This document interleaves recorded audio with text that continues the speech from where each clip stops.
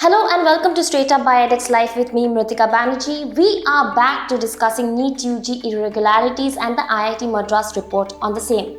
If you haven't already watched our previous video, head to the link in the description and get yourself updated. Anyway, let's bring you up to the speed. The National Eligibility Cum Entrance Test Undergraduate NEET-UG 2024 faced allegations of irregularities, paper leaks, malpractices and more. This compelled several candidates to approach the Supreme Court asking for a re-exam and other requests. While the next hearing of the Supreme Court is scheduled for July 18, the Centre on July 11 submitted an affidavit which refuted any mass malpractice allegation. This was as per the investigation carried out by IIT Madras, which analyzed city-wise and center-wise data for 2023 and 2024 for top 1.4 lakh students. However, experts are claiming that the manufactured data protects the interests of the center. Some of the major allegations are: discrepancies were found between the data published by the National Testing Agency and IIT Madras. IIT Madras reported nearly 31,000 students scoring between 600 to 660 in 2024, while the NTA's table shows over 50,000 students in the same range. It is also alleged that the NTA gave IIT Madras incorrect data by providing previous year's data and that the bell-shaped curve lacks data from previous years, skewing the comparison of scores over time. Further, the curve shows the score of 651 corresponds to a rank of 28,193, but the graph shows a much lower range. The graph and the center's affidavit do not match. People also pointed out that it was practically impossible for students scoring within the range of 620 to be ranked within 22,000 given the inflation. The graph shows around 12k rank for 640 marks, but the table shows 27k rank for 650 marks. Scholars Den MD Vivek Thakur has alleged that IIT Madras has a quid pro quo with NTA. While this is a strong allegation, it's important to note that IIT Madras is a central university and not an independent body. We spoke to Dr Dheeraj Sanghi, an ex-professor of IIT Kanpur who was earlier a part of a committee overseeing the conduction of JEE.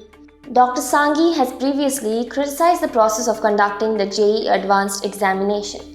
Regarding the NEET-UG discrepancies and the IIT Madras report, he said, "The data on 1.4 lakh students is a result of incompetent management or perhaps underlying corruption.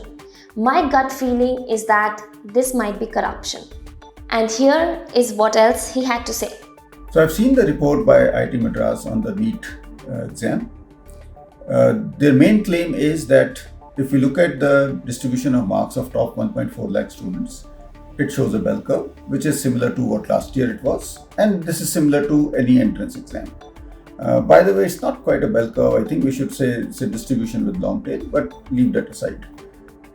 Now, have they done sensitivity analysis? What if 5,000 students had received 20 marks less or 20 marks more? Would the bell curve or this distribution be similar? Now, if it is still going to be similar, then the claim that two similar looking curves mean there is no anomaly, it doesn't hold. It is untenable. Now, IIT Madras has also claimed that they have done the similar study on different levels of granularity, even going down to the level of center. And they have not seen any anomalous behavior.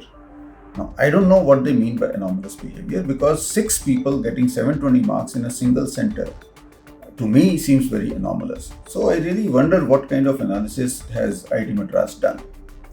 The other claim IIT Madras has made is that there is marks inflation, which is most probably because of easy paper, because of 25% reduction in syllabus. But again, the kind of analysis that has been done does not indicate anything. I mean, it's in fact unrelated to the marks inflation issue. The right way to do this would be, can we have the marks for 99 percentile last year and the 99 percentile marks this year? Can we have the marks for 90 percentile, 80 percentile, 70 percentile, 50 percentile for last year and this year? And then we say that what is the inflation at each level? And if inflation at each level is something similar, let's say 2% every time, or 1.9 or 1.8% on an average, that is when I will say that it is perhaps because of easy paper that the marks inflation has happened.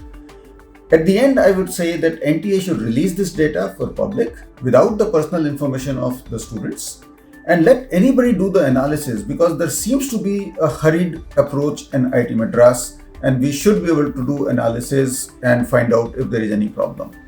That is all from us today. Do like, share and subscribe to the channel, and don't forget to mask up and stay safe.